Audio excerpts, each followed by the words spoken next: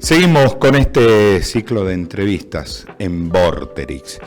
Y hay una cuestión que me parece que es central en la República Argentina y en Salta, que es ¿qué vamos a hacer con los chicos?, ¿no? Y cuando digo los chicos me refiero a nuestros hijos que están en la primaria, que están en la secundaria, porque son chicos que cuando lleguen a la edad laboral van a tener que enfrentar a trabajos que aún no están inventados, y esto tiene que ver con la velocidad de lo que es la información, de lo que es la ciencia, lo que es la tecnología. Por eso hoy la hemos invitado a charlar de estas cuestiones de fondo y que nos importan a todos, a la ministra de Educación de la provincia, Cristina Fiore. Cristina, ¿cómo estás? Muchas gracias por venir. ¿Cómo te va? Un gusto. ¿Qué hacemos con los chicos? Qué pregunta, ¿no? Y la verdad que me encanta la pregunta porque es una pregunta de fondo y en definitiva es la razón de ser de un ministerio, como es el caso del Ministerio de Educación. Vos sabés que en este sentido las pruebas a aprender han dado cuenta de un montón de cosas. Algunas de ellas son como banderas, por decirlo de alguna manera, del gobierno nacional y que las diferentes provincias estamos compartiendo. Me refiero básicamente a lo que se denomina la alfabetización inicial. La alfabetización inicial está enfocada a los más chiquititos porque existen estudios que indican que los chiquitos de tercer grado leen, pero no están entendiendo lo que leen. Entonces, el gobierno nacional, y en este sentido vamos a estar... Perdón, ¿es una foto del fracaso del sistema? Me parece que es de un llamado de atención, porque cuando vos empezás a ver Argentina, y en este sentido Salta no es distinta, cuando vos empezás a comparar nuestro país con otros países o nuestra provincia, ¿qué es lo que encontrás? Encontrás que el ingreso al sistema es muy importante. Es decir, mientras que en otros países el ingreso al sistema es de un 70%, de un 60%, en nuestro país es más del 90%. Es decir, las instituciones educativas atraen a los chicos, la educación todavía es un valor social, que la educación es valiosa para las familias argentinas, para las familias de Salta, y eso es muy importante, porque en definitiva, si los chicos están en la escuela, más allá que la escuela por ahí no tenga la calidad que uno quisiera, y en estos sentidos hay distintos matices, e incluso dentro de los mismos departamentos hay diferentes matices, el hecho de que la escuela sea un lugar de contención para los chicos sigue siendo sumamente importante, y en este sentido nuestro país y en nuestra provincia es más del 95%, o sea, hay lugares donde no sería, ya que se habla tanto de la lógica del mercado hoy en día, no sería redituable para ningún particular tener una escuela. El Estado tiene esa escuela y eso es importantísimo. En determinados parajes, en determinados lugares alejados, el Estado invierte en escuelas porque considera que la educación es valiosa. Claro, que es el único lugar donde pueden ir los chicos. Yo me pongo Efectivamente. O la Capato, por ejemplo. Claro. Si no van a la escuela pública, ¿a dónde van a ir? Efectivamente, está la escuela y eso a mí me parece importantísimo. Ahora, a partir de ahí, tenemos la escuela como un lugar no solamente donde se enseña y aprende, sino también un lugar de contención. De un tiempo a esta parte de la escuela también lo más importante para algunas familias se ha convertido en el comedor, que eso por ahí cuando éramos chicos era una cosa impensada, y es más, hay muchos que tienen la nostalgia de volver a la escuela donde se dé el proceso de enseñanza-aprendizaje y dejar de lado el tema de los comedores y esto. Bueno, yo soy de las personas que toman las cosas de acuerdo a cómo están y veamos cómo las enfrentamos y cómo salimos de la mejor manera, dejando atrás, digamos, la nostalgia, por decirlo de alguna manera. Entonces, yendo a tu pregunta, la escuela sigue siendo un lugar de contención muy importante. La cobertura de educación o del servicio de educación en nuestra provincia y en el país es muy importante, pero teniendo en cuenta que la educación no es solamente un servicio, sino fundamentalmente un derecho, tenemos escuelas en parajes como los que vos mencionabas, que a pesar de ser lugares alejados y de repente con pocos chicos, pero la institución escuela está y eso es importantísimo. Ahora, la educación, estamos siglo XXI, 2024, un mundo absolutamente competitivo, donde nos guste o no nos guste, la realidad es esa, ¿no? Donde los tiempos se aceleran, las competencias se aceleran. Estudiar, y nos pongamos en la cabeza de de un chico es un derecho o es una obligación? Mira, vos es que te diría que son las dos cosas. Obviamente es un derecho y en ese sentido yo estoy convencida de eso y de ahí la importancia y el respaldo que en lo personal le doy y le asigno a la educación pública.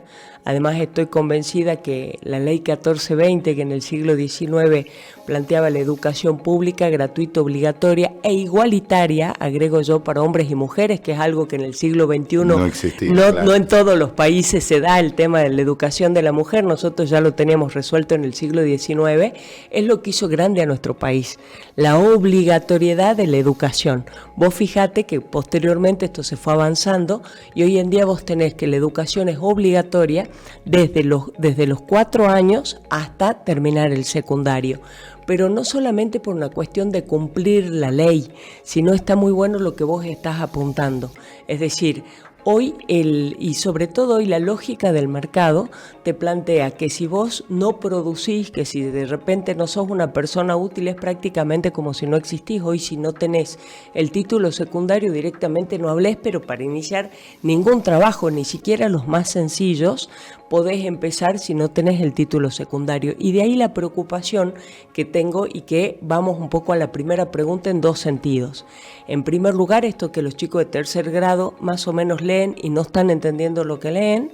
Y en segundo lugar, el tema de que en tiempo y forma, y esta aclaración lo hago porque alguna vez se desvirtuó la respuesta, los chicos no están terminando el secundario en un 50%. ¿Por qué digo en tiempo y forma? Hay cifras que hablan del 17% de chicos que terminan el secundario en tiempo y forma. Efectivamente. Efectivamente, ¿qué es esto en tiempo y forma? El no haber, no llevarse materias para rendir y terminar a los 17 años.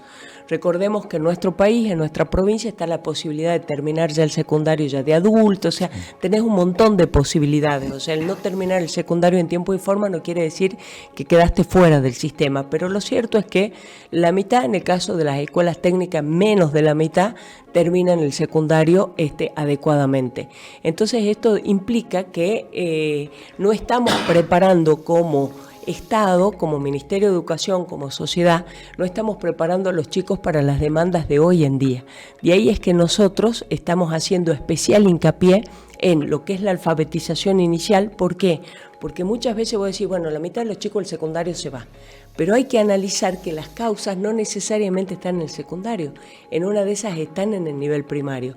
En ese nivel primario donde los chicos, al no comprender lo que leen, cualquier otro conocimiento que le vayas dando con posterioridad no tiene un cimiento fuerte para poder asentarse. De allí es que compartimos digamos, en este sentido, la política, no te diría la política nacional, la política de la Secretaría de Educación de la Nación, que hace este hincapié. Y te diría que no nacional porque como ministra de Educación me parece que es un llamado de atención que los puntos que el señor presidente señala como los más trascendentes para el 25 de mayo, la educación no está mencionada. Entonces me parece que ahí en la agenda de campaña la educación. No.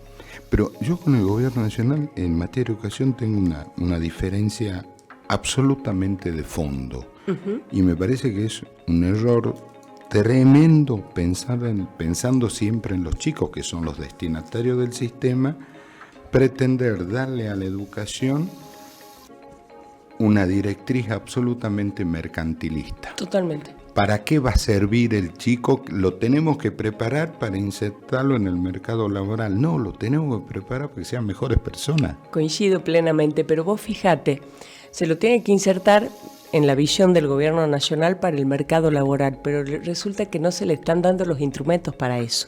Fíjate, en los puntos de mayo la educación no está mencionada, se quitó el incentivo docente de un día para el otro, fondos que ingresaban a todas las provincias hace 26 años sin ninguna, digamos, sin ninguna etapa en donde esto se haya discontinuado. Presidentes de distintos signos políticos, de diferentes ideologías, nunca dudaron y enviaron a las provincias el tema del incentivo docente. Hablamos de alfabetización, antes el gobierno nacional enviaba libros vinculados a la enseñanza de las matemáticas, de la lengua, de un día para el otro dicen no vamos a mandar libros. Gracias a Dios, y en esto la verdad que un orgullo apoyo bastante grande, la provincia pudo sacar sus propios manuales y están volcados a Salta desde sus tapas. Manual de cuarto grado, creo que, ¿no? Mira, no tenemos manual desde primer grado hasta séptimo. En primer grado, por ejemplo, viste, todos los chicos, bueno, a mí me pasaba de conocer lo que es un tigre, un elefante, una jirafa, pero que no conocía la fauna local. Un yaguareté, un puma, un una tapir, corzuela. una corzuela, exactamente. Bueno, el primero y segundo grado apunta en el primero, la mascota, por decirlo de alguna manera, y la que te invita al aprendizaje, el manual es un yaguareté. En segundo grado es un tapir. En tercer grado son los lapachos. En cuarto grado, las comunidades originarias.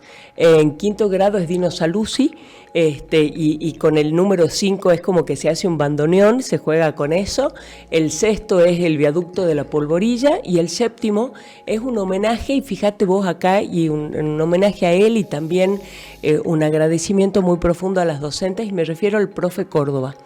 El profe Córdoba con su taller de física, formador de talentos salteños, de tal manera, fíjate Andrés, que el 30% de los chicos que ingresan al Balseiro vienen de nuestra provincia, y eso lo hace una persona que confía en los chicos, que empezó con un taller de física los sábados, que enseñó que la física es algo que lo tenemos todos los días, prácticamente como un juego, apuntando a todo lo que es este espíritu creativo, que trata de descubrir el mundo que nos rodea, inquieto que tienen los chicos. Bueno, el profe Córdoba hizo eso, y ahí sí la reflexión y el agradecimiento a los y las docentes, porque vos fijate lo que un profesor, lo que una profesora, de repente con mucha vocación y cariño a sus alumnos, pueden lograr, ¿no? Entonces, a través de los manuales, empezando por la tapa, nosotros queríamos decir que estamos orgullosos de nuestras tierras y queremos empezar en esta época donde los ejemplos están faltando, donde las malas noticias abundan. Queremos empezar a redescubrir lo nuestro como una muy buena noticia, mostrándole a los chicos y a las chicas que en definitiva nosotros somos herederos de un pasado del cual nos tenemos que sentir orgullosos y que nos interpela también, ¿no? Ahí está nuestro anclaje. Nuestras raíces. Si no tenemos anclaje no vamos a ir para adelante. Pero te escuchaba atentamente y en un momento me acordé de Esteban Bullrich, cuando era ministro de Educación, que Bullrich decía, en la República Argentina tenemos edificios escolares del siglo XIX, sí, tenemos docentes del siglo XX y alumnos del siglo XXI. Claro, efectivamente. Es un lío. No solamente que es un lío, y de ahí mi preocupación, y yendo a tu pregunta, en esta lógica del mercado, me parece que la responsabilidad que debiera tener el Estado es no la de negar la educación como uno de los ejes fundamentales del despegue de nuestra patria, sino hacer especial énfasis. ¿Por qué? Porque si yo como Estado considero, o el presidente considera, pues yo no estoy de acuerdo con esa visión del Estado que está todo en función de los servicios, pero si él considera que los seres humanos son un recurso y que hay que producir para entrar al mercado laboral, la responsabilidad que debiera tener el Estado es darle esas herramientas para igualar fundamentalmente la línea de largada. Esa era la grandeza de la educación pública, que no importa si una persona tiene recursos o no tiene recursos, absolutamente todos tienen derecho a la educación, porque es una obligación del Estado brindarle a todos las herramientas necesarias para poder salir adelante, y esa herramienta es la educación. Y le tenemos que enseñar a los chicos que ellos tienen, insisto, me paro del lado de ellos, que ellos tienen la obligación de hacerlo. Sí. O sea, que no a los chicos y a los padres, en este sentido, la familia educativa es sumamente importante. Estamos viviendo en una época bastante difícil, donde yo advierto muchísima fragmentación. Vos fíjate, muchas veces se habla, y bueno, yo vengo desde la política, con lo cual me resulta sencillo a veces hablar desde ahí, se habla de la famosa grieta. Una grieta que para mí la tuvimos desde el inicio de nuestra historia, unitarios, federales, conservadores, peronistas, nos vivimos matando y parece que no aprendimos nada. Sabedristas y morenistas del comienzo de la historia. Vamos. Efectivamente. No aprendimos nada, parece, ¿no? Porque seguimos en la misma. Pero bueno, más allá de eso, vivimos en una... se habla de la política y la grieta en la política. Esa grieta que se habla de la política es una grieta más profunda que la vimos en la sociedad. Vos sabés, Andrés, que me aflige muchísimo y estamos trabajando, por supuesto, en eso, la violencia que se ve en las escuelas. La violencia de los chicos hacia los chicos, a través del famoso grooming y qué sé yo, la violencia de las familias respecto de los docentes o de la familia con relación a los chicos, de los docentes entre sí. O sea, estamos viviendo en una sociedad verdaderamente violenta donde nos estamos desconociendo, y en ese sentido el desafío que tiene, o que me siento que tengo como dentro del Ministerio de Educación, es de volver a esos vínculos virtuosos donde estaba el respeto hacia la docente, hacia los equipos directivos, hacia el papá o hacia la mamá, y la responsabilidad que ellos tienen de llevar a los chicos a la escuela. A veces uno cree que eso está sabido y no necesariamente está sabido. He hablado con directoras que me contaban que tuvieron que hacer notificaciones para que las mamás, que los papás o quien está a cargo de los chicos los lleve a la escuela, porque bueno, hoy hace frío, se durmió y no tiene ganas, y no se da cuenta que si hay algo que no perdonan nunca es el tiempo. El tiempo no nos perdona. Una vez que pasó, pasó y no se vuelve para atrás. Entonces, qué importante es esta reflexión que vos estás haciendo, y en esto un especial no de llamado de atención, pero invitación a las familias a enviar a los chicos a la escuela, a que puedan aprender, a que puedan salir adelante. Cuando uno empieza a ver dentro de la lógica del mercado la posibilidad de inserción que tiene una persona que ha terminado con el secundario, y ni siquiera te digo con el secundario, las pruebas ya a aprender indican que los chiquitos y las nenas que empezaron la salita de cuarto grado, a los 4 años, de 4 años, tienen un mayor rendimiento en matemáticas y en lengua que los que empezaron a los 5 años. Fíjate dónde ya empiezan las diferencias. No es lo mismo la salita de 4 y que tuvieron salita 4 que a los que solamente fueron a la salita 5. Ya en matemáticas y en lengua no empieza a notar la diferencia. Así que fíjate vos la trascendencia de los días de clase. No, es fundamental. Pero, a ver, y vos vas a tener que enfrentar desafíos tremendos. Vamos con números, ¿sí? Año 2001, que fue el año que irrumpe la Internet de una manera más que importante. En el año 2001 se produce el doble de información que toda la historia de la humanidad, desde la época de la caverna. Bueno, y a partir de ese año, todos los años se produce el doble o más. A esto le tenemos que agregar la inteligencia artificial, este cacharro, y el tema es cómo hace el Estado para no quedarse atrás, ¿no? Sí, Vos sé que yo me quedé atrás. Hemos empezado, todo el mundo hemos empezado unos cursos de capacitación a los docentes. Nos lo pidió una empresa vinculada a las comunicaciones, muy importante de poder darlo, sobre cómo la utilización de la inteligencia artificial y de los celulares, porque muchas veces nosotros creemos, con toda razón, de hecho hay todo ahora un debate en Estados Unidos, si las redes sociales, los celulares ayudan o complican la vida en el proceso de enseñanza-aprendizaje, si hay que prohibirlo, si hay que tenerlo de aliado. Nosotros esa discusión todavía no la tenemos tanto en nuestro país, pero sí yo empecé a trabajar en capacitación a los docentes respecto de la inteligencia artificial y con relación al tema de los celulares, porque además hay un problema que es un problema generacional. Nosotros y muchos docentes, no todos por supuesto, hay otros muy jovencitos y jovencitas, pero es como que estamos en una suerte de sociedad bisagra. Yo soy migrante. Bueno, claro, yo nací en una sociedad donde teníamos el teléfono, que el teléfono era de la casa, con lo cual los papás, llamaba por teléfono el amigo o las amigas y te pasaban antes por el filtro del papá o la mamá, claro, que es la que atendía el teléfono.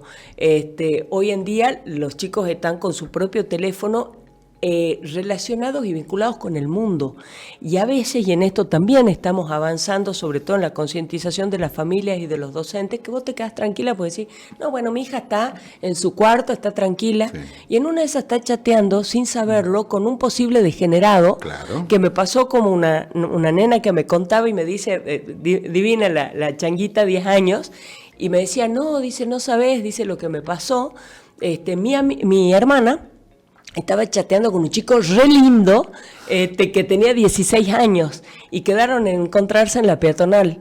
Y cuando fueron a la peatonal, no era un chico re lindo, era un viejo horrible que venía en bicicleta y casi se la lleva. Entonces, esta anécdota que es real, me la contó una nena de 10 años, puede pasar todos los días, y el problema es que a veces, al nosotros no entender tanto de algunas cosas, no tenemos los instrumentos, ¿no? Efectivamente, para ayudar a los chicos. Entonces, nosotros estamos tratando de dar un vuelco en eso. Bueno, la inteligencia artificial, o sea, vos les pedís hoy una tarea y si el alumno o la alumna tiene un celular, le pregunta a la inteligencia artificial, y lo grave es que me parece que nosotros no nos podemos pelear con la tecnología. El desafío es enseñarle a los chicos a la clasificación de la información, porque hoy tenés información, una cantidad enorme y súper vasta de cómo se hace este vaso. El tema es darle los instrumentos para que sepan hacer las preguntas adecuadas y sepan seleccionar la información de la cantidad de información que van a tener y cómo manejarla, ¿no? Las preguntas adecuadas. Y en esto yo tengo un TOC, ¿no? Un trastorno obsesivo compulsivo. Y el otro día, leyendo algunas cosas que pasan en países un poco más desarrollados que el nuestro, logré darme la razón a mí mismo, ¿no? ¡Qué lindo! ¿Cuál es el TOC? Yo creo que hay que devolverle a la educación pública la filosofía. Ah, sí, sí. Alguien le arrebató la filosofía a la educación pública y le quitaron una herramienta a los chicos extraordinaria que tiene que ver con esto. En las carreras de ciencias durísimas en Europa y Estados Unidos. Y tenés toda la razón del mundo. Fíjate vos, en las carreras de ciencias durísimas en Europa y Estados Unidos hay filosofía. Sí, sí. Hay filosofía y yo no entiendo por qué se la quitaron y nunca se la devolvieron. Sí, tal cual. Tal cual, porque además también vivimos en una, hay muchos sociólogos que estudian, viste, el tema de la sociedad líquida, el hombre light, o sea, un montón de estudios sociológicos que hay donde nosotros entronizamos la inmediatez, porque viene de la mano de lo que vos decís, o sea, las noticias, en mis épocas, vos tirabas un boom y duraba una semana, hoy son segundos nada más las noticias. Poníamos a las 9 de la noche Canal 11 para saber qué había pasado. Claro, y te enterabas, viste, no, ahora segundo a segundo cambian las noticias, y eso hace que nosotros, como seres humanos, también demandemos otro tipo de cosas, qué sé yo, en lugar de ir a un gimnasio me compro un aparatito, me enchufo al aparatito mientras miro televisión y que el aparato haga abdominales por mí. Al final del camino te das cuenta que puede ser algo útil, pero no te sirve. O sea, si vos querés algo, verdaderamente lo tenés que conquistar con esfuerzo. La filosofía va a las causas, va a las razones. Y nosotros ya a veces lo que queremos son, queremos los efectos, queremos ir directamente a las consecuencias, queremos los resultados, sin darnos cuenta que para obtener determinados resultados hay todo un caminito que tenemos que seguir. Lo que ocurre es que nos hemos convertido en adicto a cortar los pasos y obtener el resultado de una manera más rápida. Vos fijate, todo un tema, los cursos de capacitación y demás que tienen que lidiar el ministerio con eso, pero hoy en día en las carreras cortas, con rápida salida laboral, o sea, todo es corto, todo es rápido, todo es fácil, todo es tratando de ser más sencillo, y nos estamos olvidando de las causas, y en este sentido la filosofía aporta algo importantísimo, y te tomo la idea porque yo la verdad no había reflexionado sobre eso, y es muy importante tenerlo en cuenta. Nosotros somos la generación que hemos tenido filosofía, hemos tenido lógica, que el primer día de clase la opinión de todo era ¿para qué nos sirve esto? Pero el último día de clase nos dábamos cuenta para lo que le servía. Sí, la lógica con el tema de las premisas y todo lo demás, que es cierto. Sé que a mí me daba lógica un cura, ¿no? Y primera clase de lógica, estábamos creo que en primer año, primer año. El cura dice, ¿por qué existe el bien? Claro, y nosotros nos fuimos porque Dios, que yo, el cura con los brazos cruzados, después que me habló tontera media hora, dice, no, el bien existe porque existe el mal. ¿No? Y ahí empezás a desarrollar, y son cosas que te enseñan a pensar. Claramente. Que es hoy lo que hace falta, ¿no? El tema a veces el parate un poquito, el reflexionar las cosas, es cierto. Vos fijate que con esto que vos decís del pensar y demás, me llegó otra cosa y yendo al tema de educación. Cuando uno le pregunta a los profesores, a las maestras y demás, qué es lo que más valoran de un alumno, qué es lo que pretenden en sus alumnos, es que aprendan a pensar y que aprendan a razonar. Pero a la hora de la verdad, cuando hacemos las evaluaciones, lo que demandamos los chicos no es el razonamiento, sino la memoria. Claro. A veces lo más importante y lo más trascendente es con cuántas mulas cruzó San Martín los Andes. ¿Qué fecha cruzó San Martín los Andes? Ahora, ¿para qué cruzó los Andes San Martín? A veces no tenemos idea. No nos importa. Es otra historia. Cuando lo más importante es lo otro, es la causa, ¿no? Cuando vos estás en el terreno, en las escuelas o en tu despacho, ¿vos te das cuenta que hay que cambiar las lógicas de enseñanza? Sí, a mí me encantaría avanzar en varias cosas, de cambios de currícula, que no se puede ahora, estoy tratando de que sea para el año que viene y no para el otro. Yo quiero avanzar en varias cosas. Por ejemplo, el tema de la educación emocional me parece re importante. De hecho, me pasó a mí que una amiga me diga, vos todas las mañanas registra tus emociones. Y me despierto a las mañanas y lo primero que tengo es, ¿qué tengo que hacer? Tengo que hacer esto, tengo que hacer lo otro. Ahora, ¿qué siento? A veces lo olvido. Y me costó empezar a registrar qué es lo que sentía cada mañana. ¿Y por qué te voy a esto? Porque recién te hablaba del tema de la sociedad violenta y demás. Sí. No se aprende igual en una sociedad donde existe más calma, donde se pueden canalizar los problemas de otra manera. A veces los problemas son los mismos, pero no es lo mismo que te tire este vaso de café en la cara a que conversemos. Cuando conversás y llegás a las causas de las cosas, por ahí terminamos siendo súper amigos, sí. Y a pesar de las diferencias. Hay un filósofo que decía que la civilización comenzó el día que dos personas se sentaron a discutir. Y sí. ¿Por qué era? Porque ya no se tiraban una piedra por la cabeza. Sí, efectivamente. Ahora, esto de sentarse 2 minutos, lo que te decía tu amiga, esto lo hacen los jesuitas hace 500 años. Claro, efectivamente. Y a nosotros no nos enseñaron. No. Entonces, a mí me parece que es un elemento importante en esta sociedad violenta y demás, para darles herramientas a todos de adaptación, el poder tener la tranquilidad de respirar, de entender lo que está pasando, lo que me está pasando, cómo gestionar las emociones para enfrentar esta sociedad violenta. Después me interesa mucho el tema de la educación financiera. A veces a los chicos se les enseña el tema del análisis contable y demás, y me parece que lo más importante es enseñarles, bueno, con el dinero que vos tenés, con la plata que te ingresa, cómo mejorás tu propia vida y cómo gestionás esos recursos que vos tenés para vivir mejor. Entonces la educación financiera me parece que es importante. El tema de avanzar en la educación del inglés me parece que es importante. Yo te agregaría ahí cualquier lengua. Sí. Porque una lengua lo que hace es... Te abre la cabeza. Sí. Detrás de una lengua hay toda una cultura. Bueno, sin pasar por la educación humanista, claro. Con el tema de latín y griego, que también te enseñan de dónde vienen las palabras, por ejemplo, y ahí los conceptos y demás, que es muy interesante. El tema de Salta, y hago especial hincapié en el tema de Salta. Cuando yo era chica, estudié en 4º grado Salta, y en el secundario algo de su producción. Pasaron, no voy a decir cuántos años, pero muchos, y seguimos más o menos lo mismo. Y me parece que Salta es una provincia riquísima, por eso dimos la vuelta de tuerca con el tema de los manuales, que digo, bueno, no puedo cambiar todos los contenidos de los manuales, bueno, por lo menos empecemos por las tapas y por algunos contenidos, porque me parece que nadie puede querer lo que no conoce. Nosotros tenemos una historia riquísima, que si vos empezás a ver, hay provincias que no tienen la historia riquísima que tiene la nuestra. El aporte que Salta le hizo al crecimiento de nuestra patria, nuestra independencia, nuestra libertad, es gigantesco. ¿Me dejas un paréntesis que tiene que ver con lo que somos? Cuando ahora que se plantea unitario federal, empecemos el principio, somos 2 virreinatos. Claro. Ello es el virreinato del Perú, puerto, claro. Ello es el virreinato del puerto, el virreinato de los contrabandistas y comerciantes. Nosotros somos el virreinato de la Universidad de Chuquisaca. Efectivamente, mira qué bueno el análisis que estás haciendo. Somos de la Universidad de Chuquisaca. Efectivamente, es más, la época en que Salta, la grandeza de Salta y todo lo demás era cuando, como vos decís, estábamos vinculados a todo lo que fue en un principio el virreinato del Perú, sí. Y nuestra vinculación era con Bolivia, con Paraguay, con Perú.